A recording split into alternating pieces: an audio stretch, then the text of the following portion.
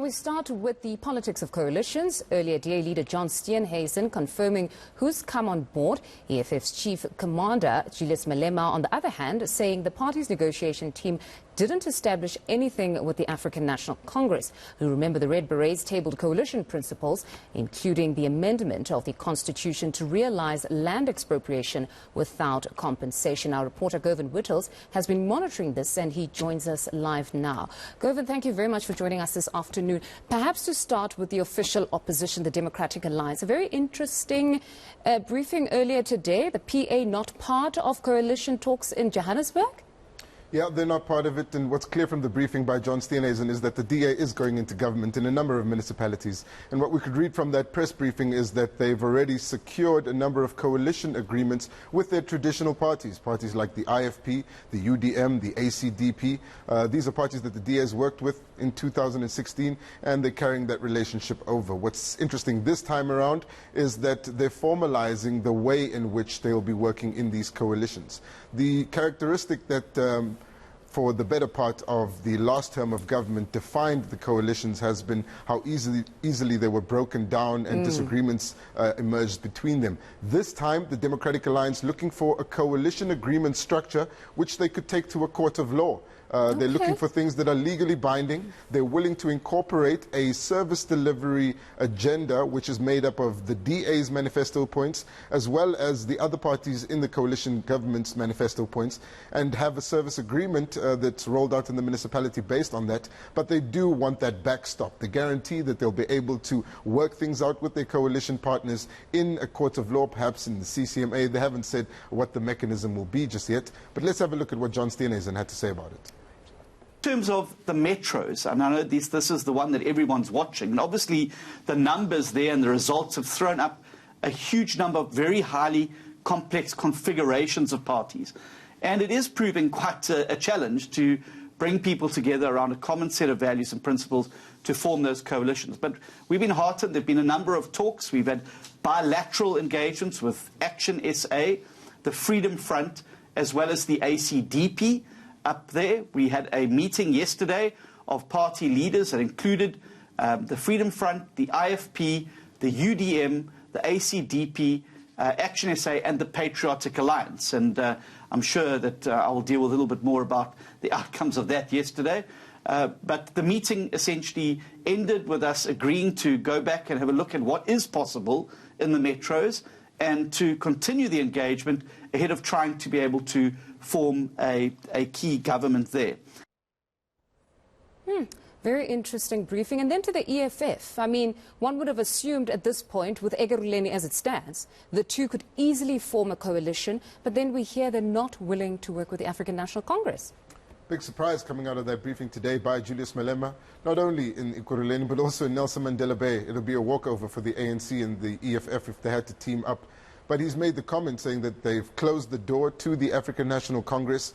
This, of course, has huge implications for the other parties who are hoping to play that kingmaker role off the back of the EFF and ANC cooperating with each other. It certainly does put a spanner in the works, particularly in Nelson Mandela Bay, where the parties had already reached the final stages of negotiation. But this is interesting because while the Democratic Alliance doesn't have the EFF as a coalition partner, i.e. it's not subscribing to any of its agreements or would not enter into those legal agreements, the EFF has already voted for the Democratic Alliance's candidate for mayor in the Matsikama municipality. Yes. They voted with the Freedom Front Plus as well. Julius Malema saying that that council of the EFF who did so without the, yes, saying he'll meet his ancestors, but also saying he did so without the party's mandate. It already poses this early problem for these political parties in wanting to control how their councillors vote across the country. And the Matsikama municipality is really the first signal that there may be some dissenting votes in other parts of the country as well,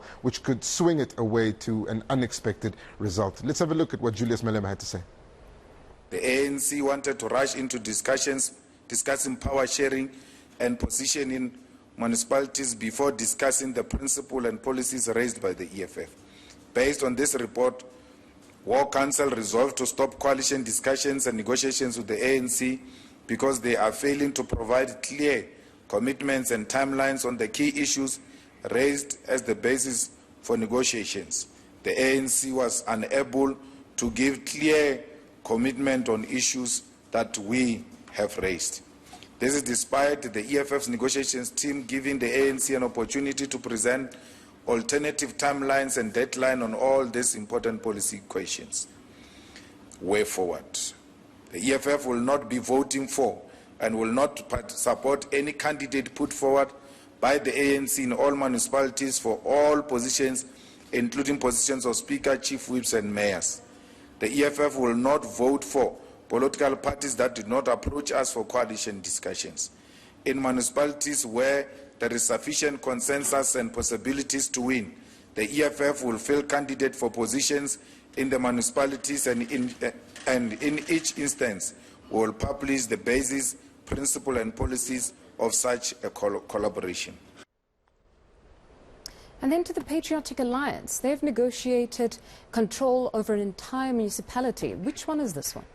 Well, it's the one out there in Sutherland with the Fraserburg right next to it. It's called the Karoo Hoogland. And they've negotiated this with the ANC. The ANC able to get the PA's candidates in as mayors and different positions in the MMC because of the support that they hold here. And in exchange, the PA has agreed to vote for the ANC's candidates in their entirety for every position in the Hantam municipality. That's Calvinia and Nieuwoudtville. So these are rural parts of the country, but it's the part of the country where the PA did very well, particularly in the central Karoo. And according to this power sharing agreement between the Patriotic Alliance and the ANC, the PA is in line to get 8 mayors across the country and near total control of this Karoo Hoogland municipality. And this agreement was secured and negotiated off the assumption that the ANC might be able to get power in different places with the EFF's help. For example, in Ekurhuleni, they had promised the PA the MMC of housing off the assumption that the EFF and the ANC would collaborate there. But I spoke to the leader of the PA and he says their commitment to getting 8 mayors and the Karoo Hoogland municipality under PA control is not dependent on the EFF support. Let's have a look at what he had to say. Most of our negotiations and deals does not include the EFF, because when you look at the numbers and you understand numbers, you'll understand that we are actually the kingmakers of this election. If you look at numbers intimately, you can see that the PA is the kingmakers in most of these things here. There will be 1 or 2 that might require EFF involvement, but they've made it clear that they cannot work with the PA, which is the EFF, while we are saying we'll work with anybody, including the EFF. But they've taken a stance that they will not work with us. But that being said, we are forming governments without them. We are a growing party. And I mean, we've gotten 80 seats and we're using it maximally. We've got a mayor now. We've got a municipality now. I mean, that's growth. That's our reporter Govan Whittles that was engaging us on some of the coalition conversations. Gating McKenzie there, just explaining their negotiations with the African National Congress.